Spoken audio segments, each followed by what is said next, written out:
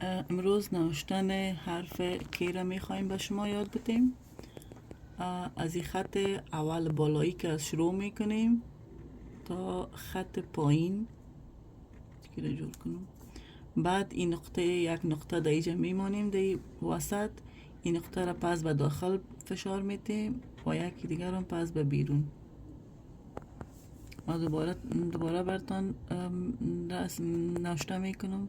دقت کنین، یک خط راست میکشیم، یک نقطه در اینجا میمانیم داخل، بعد پس بیرون.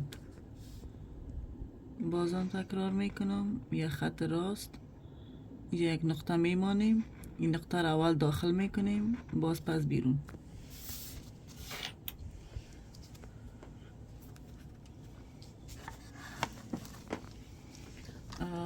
حالا برتان نوشتن جی را یاد میتیم. جی را از خط وسط شروع میکنیم، یک خط راست میکشیم، از این خط آخر هم کمک بیرون میکنیمش، یک نقطه در بالایش میمانیم، بس.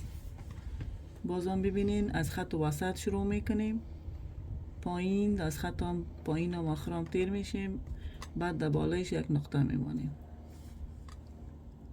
بازم ببینین،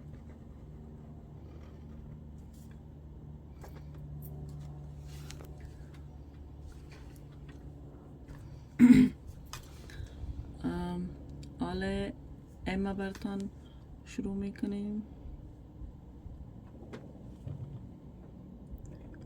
باید قلمتان از ورق دور نکنین.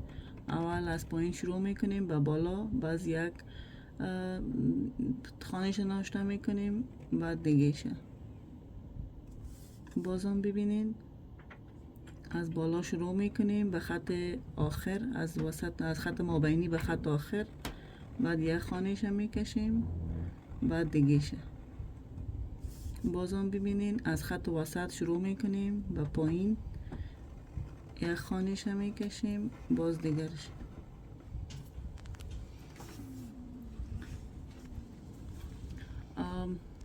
بعدش ان و ام در نوشتن خط تفاوت نداره. از مثل انواری یک خط از مابین میکشیم تا آخر، و یک دو خانه بود، این صرف یک خانه است. بازم ببینین، از بالا شروع میکنیم به خط آخر، بازم ببینین از خط وسط شروع میکنیم به پایین، بعد یک خانه میکشیم تا آخر. حرف ال طریق نوشتنش یاد میگیریم. یک خط راست از خط بالایی شروع میکنیم تا خط آخر، یک خط راست از خط بالایی شروع میکنیم تا خط آخر.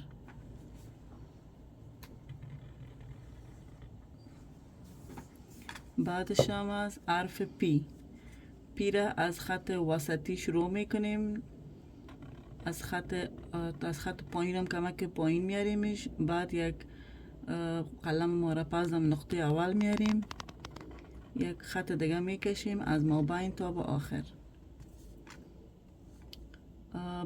بعدم پس برتان نشان میتم، از خط مابینی شروع میکنیم، یک خط راست میکشیم تا آخر، بعد قلم ما رو دوباره در جای خط اولی میاریم، فشار میتیم، بعد یک خط دیگه میکشیم از مابینی تا به آخر.